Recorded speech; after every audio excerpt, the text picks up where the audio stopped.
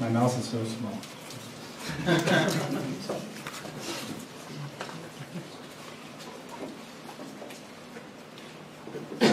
That works. Cool. Well, welcome everyone. My name is Jordan Garcia. I'm a software engineer here at Optimizely. And in this talk, we'll be actually building a game. So many of you may not do game development for your day-to-day, but we found that a lot of the same principles that we use for application development regarding React, Flux, and Immutable also apply very well to game design. And it's quite fun too.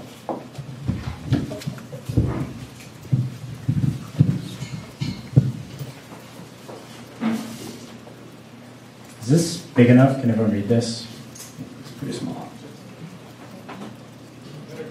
I'll just zoom in every slide.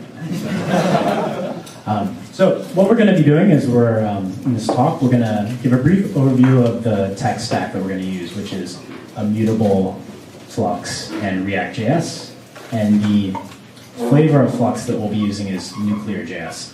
So a quick show of hands, who here uses any sort of Flux implementation, like Redux, Reflux? I guess you have to if you use React now, right? And then we're going to also go into how we use Immutable.js with this. And nuclear.js actually requires you to use Immutable.js as part of its opinion. Next, we'll talk about Tetris, the game, and how we can model it in a way that fits into Flux and React.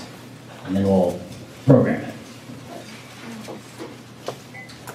So nuclear.js, it was a in-house Flux implementation. It was the third one that we built at Optimizely.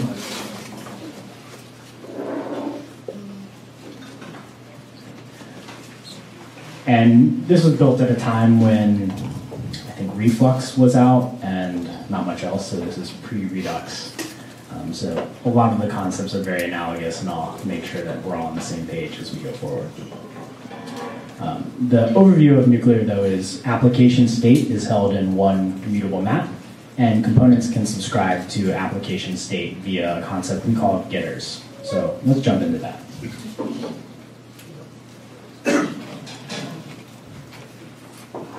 Deho, could we turn some lights down like they're on?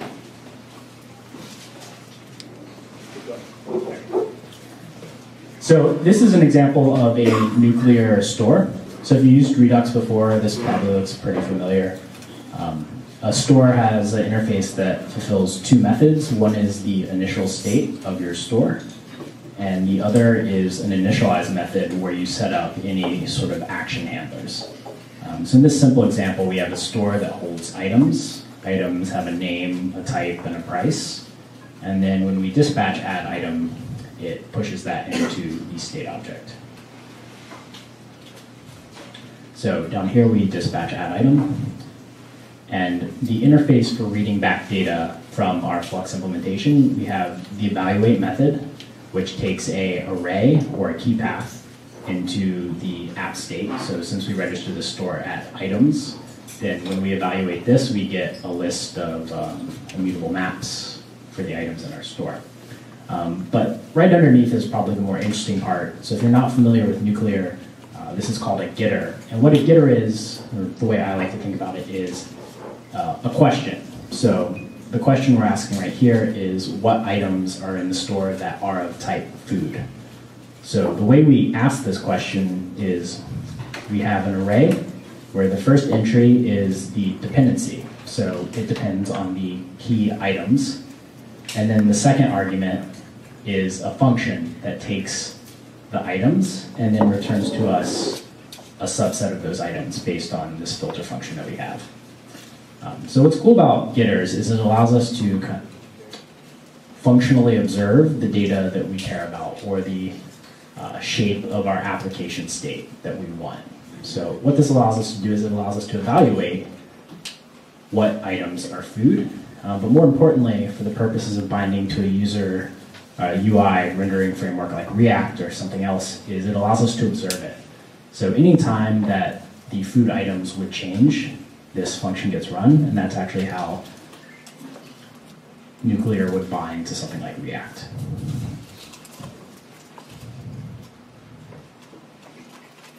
So let's talk about Tetris. It's a pretty simple game. I'm sure most of you have played it. The brief overview, though, is it's a 10 by 22 grid. There's 7 different piece types, and creating a contiguous horizontal line clears the line. So you want to not die by keep clearing lines. So let's talk about how we're going to build this. And when building an application, I think one of the first things you want to do is think about your data models.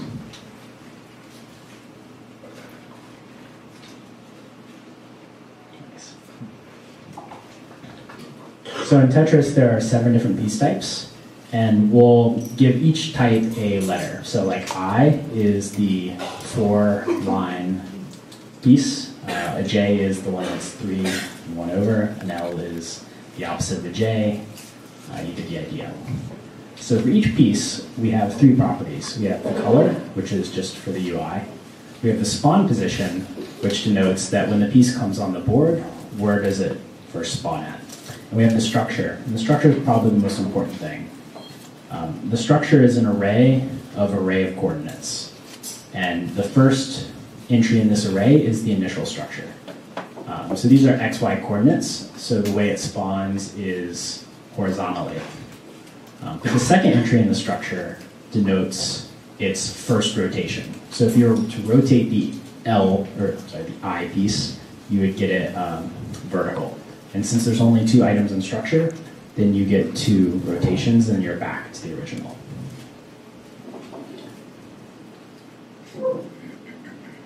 The other abstraction that we're going to call out is a piece. So all a piece is a tetramino, or a type, and a place on the board with a rotation value.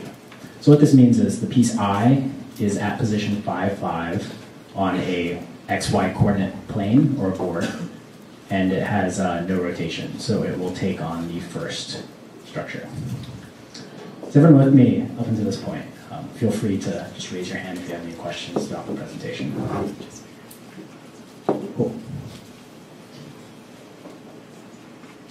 So next we have a board. So what is a board? We're going to represent it as a 2-dimensional immutable list. So just a list of lists with the idea that it represents a simple XY coordinate plane, and any empty space on the board will be a null value, and any space with a piece in it will have the corresponding piece type, I, J, L, etc.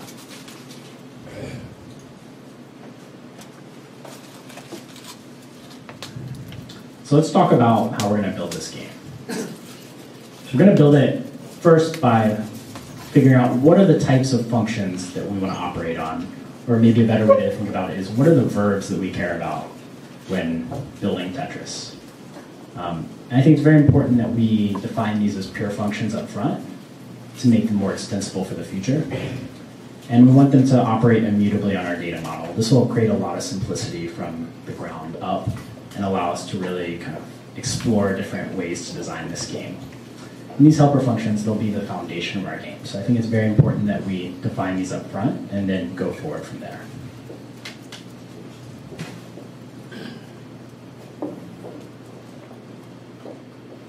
So the first function is add piece to board.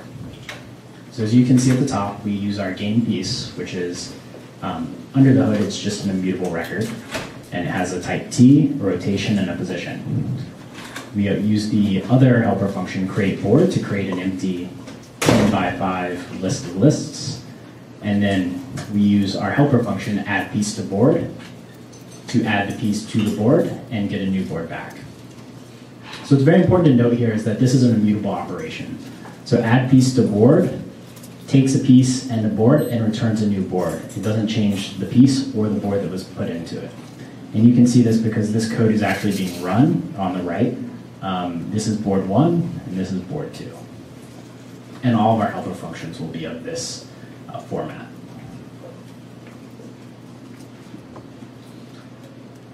So next we have a move function, which, if you can guess, moves a piece. So we create a board, we create a piece, we add add the piece to the board, and now we have board 1. We take the piece, we move it down a vector 0, -1, which moves it down 1 value in the y direction, and then we call our function add piece to board, and we get a new board back.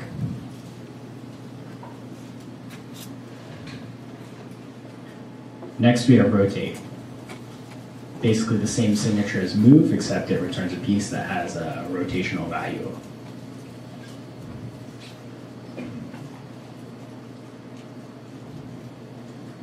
So this is a bigger function. So we have get lines and remove lines. What this does is it will take a board. So we create a board up here with some set of values that's represented right here. We call get lines on it. That gives us back an array of lines that are contiguous segments. And then remove lines will take a board and the lines and return a new board without the lines. It's really hot up here. So what we've seen here are a set of pure functions that help us build Tetris. And pure functions are really, really awesome because we haven't even started building a game, yet we've abstracted so many concepts in the game and can now operate at a higher level. We don't have to worry about low-level operations when building our game. We can start from a very high level. If this were a production code base, it would be very easy to test. Because it's a pure function, the input always gives an expected output, and testing for that is trivial. There's no side effects, there's no mocking, it's just input into output. And lastly, these functions are very composable. So we can use them together without fear of side effects or without fear of breaking our game or having unintended consequences. And this last fact will be very important as we want to do some more advanced things in our game, like figure out if a piece is in a valid position on the board. So let's talk about how we're going to architect the game, because right now we just have data models and library functions. But we have no game runtime. We have nothing that creates a board. We have nothing that says move down a piece or move left or move right. So that's something we'll have to build. We're going to keep all the state in nuclear.js. I think this is very important to differentiate keeping state in a Flux system versus keeping state somewhere else. The idea of keeping it nuclear.js is that we want a strong separation between our presentational layer. And React will be the presentational layer. So when developing applications or developing games, we want to think about state first, and we want to think about it in the simplest way possible, because the less state we have, the less complexity we'll have. So let's see what this actually looks like in code.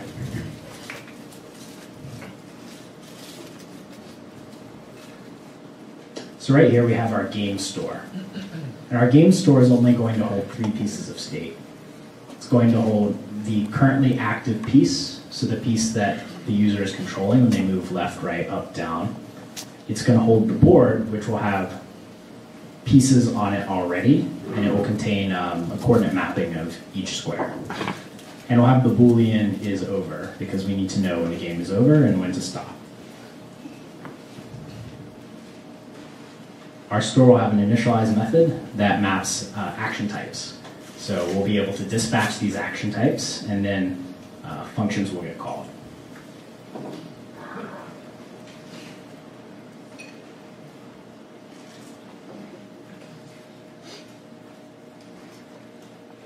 On this side, we have our getters. So this is the other really important part of our application. Now that we have state of active piece and board, we need a way to get that in a format that the UI can render.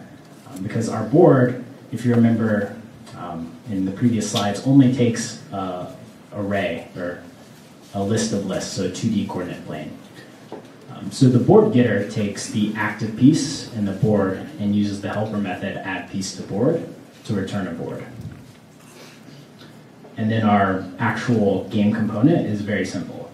It's Flux React mixin that's provided by Nuclear, and a get data bindings function, which I believe this is called subscribe in Redux. So it's just observing this getter, and whenever that changes, it's setting this.state.board to the value of this getter. Any questions up to this point? Cool. So let's get into some code. The other thing we'll be doing is handling inputs.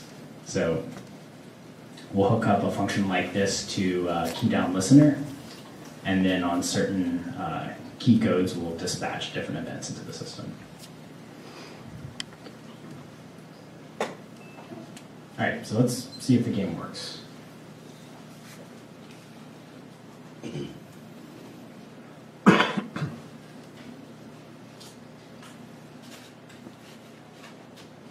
And spoiler, it doesn't. I broke it.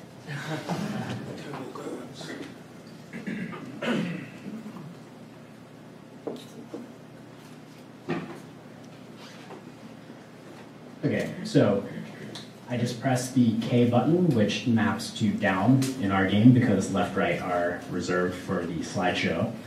And as you can see, we're getting dispatches and we're logging those dispatches. And we have a game state object. So if you remember the game store before, we have our game active piece, our board, and is over. So the very first action moved down, nothing happened, and then spawn piece happened. And with spawn piece, we can tell that the active piece is of type T at position 320, as you can see here. But then when I press buttons, and things should happen, like move down, nothing happens. So let's get into code and figure out why this is happening. Everyone can read that, right?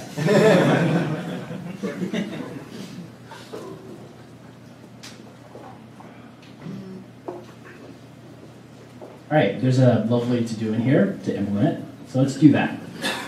I'll give a brief overview of the file first. So it's our game store. And the game store has on move down function. So nuclear works by having an action dispatched, a store handling that dispatch, and then the handler being a pure function that takes in the current state of the store, plus any data that you would send with the action and return a new state. So as you can see in this function, we're returning the same state, so obviously nothing is happening. So by using our helper functions, we're going to implement the move down logic. So it should be easy. We can just say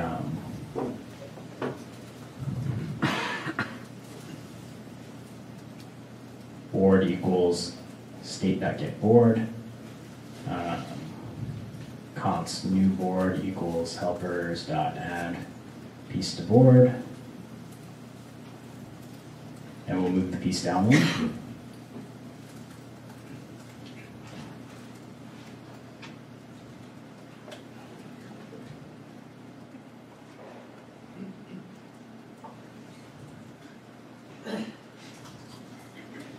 And that should work. Let's see if it does.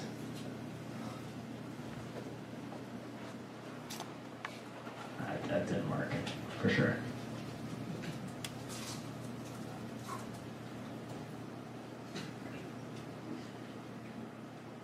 So you don't know why it didn't work. Two returns? No, 2 returns is fine, actually. Oh, you added the state object?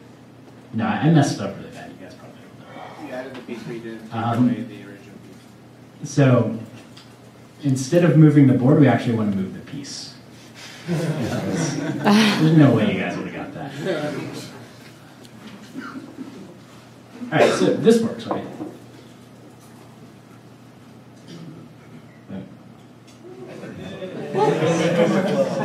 Something bad happened. Let's see what happened. Thanks to lovely debugging, we can actually see the game state, and the active piece has a negative position. And in Immutable.js, if you have a negative index, it actually loops all the way around, or from the back. So let's fix that. So one helper I didn't show off is this one.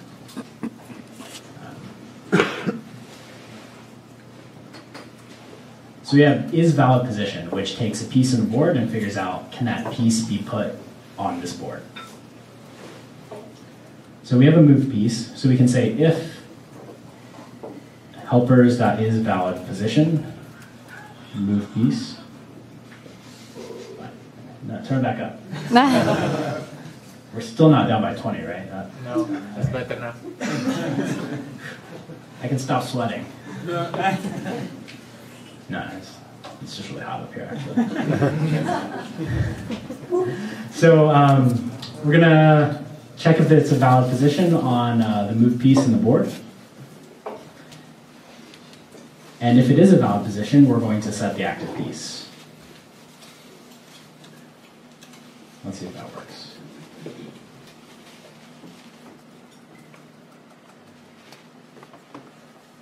Well, it didn't go all the way to the top, so that's good.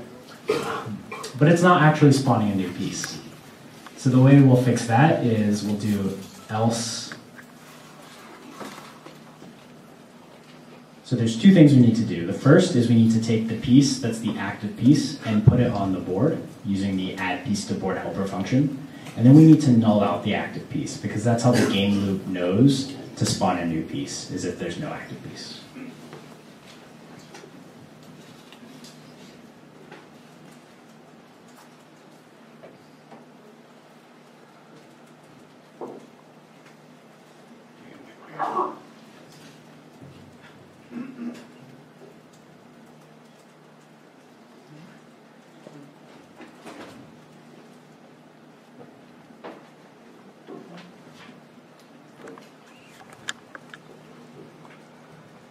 Cool. So what happened in this last move down was the game state was updated to say the active piece is null, and then there's logic the next time I press the down button that says if there's no active piece, spawn a piece. So we have like 30% of Tetris done. I can't move left or right though, so that's probably a problem. So in my store, I'll look at what happens when the left action is dispatched, which is a move left function, which calls a move function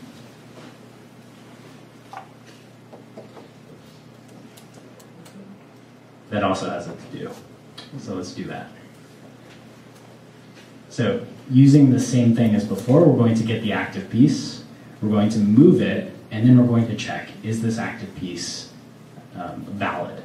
If it is valid, we're going to set the active piece. If it's not valid, we're just going to return the same game state, because if I'm pressing left and the piece is on the left wall already, you're in the same game state.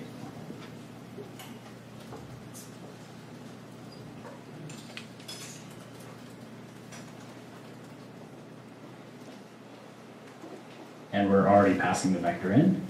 So we have the move piece.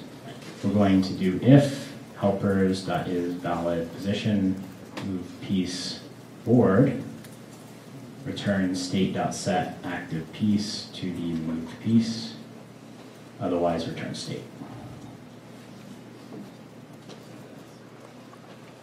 Ooh, piece is not defined. Thank you. Human linting. Cool. Now when I go to the wall, nothing happens. So let's play the game.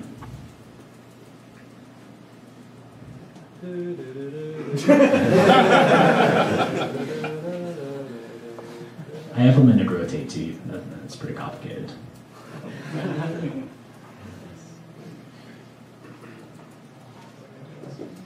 We're so close. It's going to be great. It's going to be so awesome. I think we got it. No, no. Don't worry, it doesn't work either.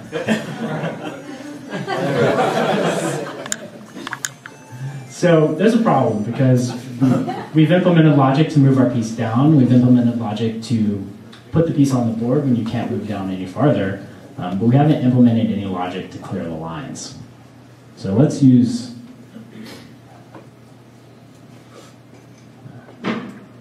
this function, the get lines or move lines function.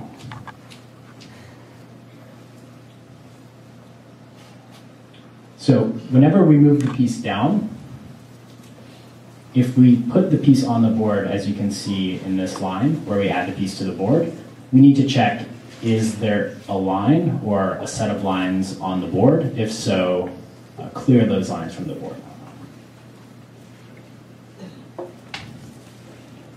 And luckily, we have such a function already. So this function takes the state, it takes the board from the state, and then calls our helper method getLines. If lines.length is 0, we do nothing. If it's not 0, then we remove the lines. And one of the really nice things about pure functions here is I have a pure function right here. It takes state and returns new state, and I can compose it by going back to my move down function. And then down here saying const new state equals this, and then return clear lines, new state.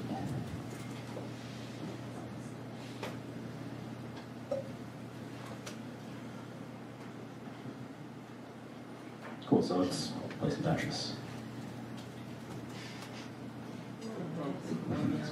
So my soft drop function is also go forward, apparently. But we're working much better than last time.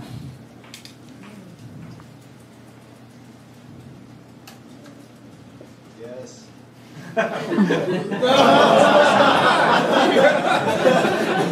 Just waiting for it. Cool, so we have cleared lines.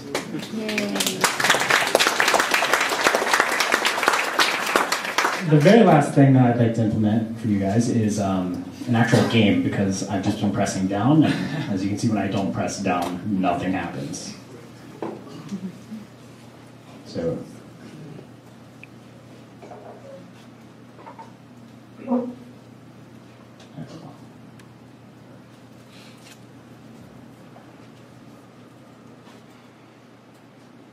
in the down function here, so you can see before, this has the spawn logic piece. So we dispatch down, then we check should spawn piece, which checks is there an active piece. If there is an active piece, we dispatch spawn piece. This nice commented line on 67 is what causes the game to loop. So I'll uncomment that.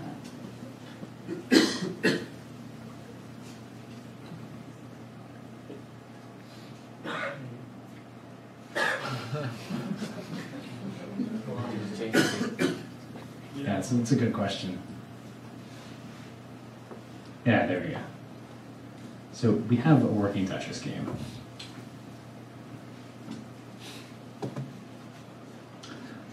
So takeaways. Choosing the right data models and state when building applications, whether it's games or web applications or really anything, is foundational to good application design. Building a library of pure functions for your application domain makes testing and extensibility a breeze.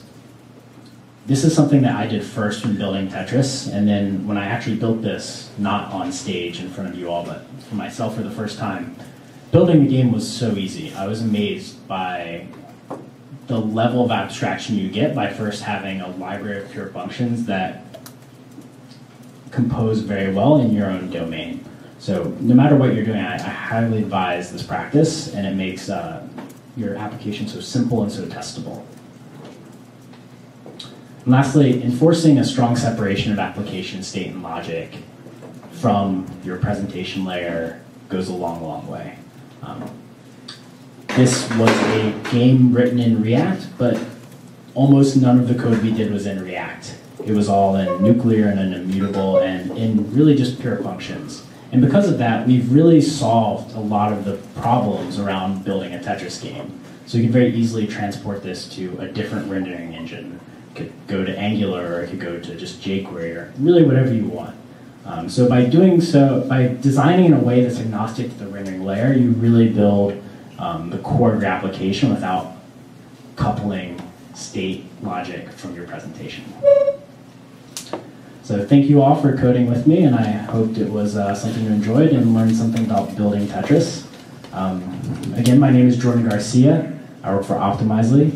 If you're interested in learning more or perhaps working with us on technology like this at Optimizely, feel free to talk to me after or go to our jobs website. Thank you.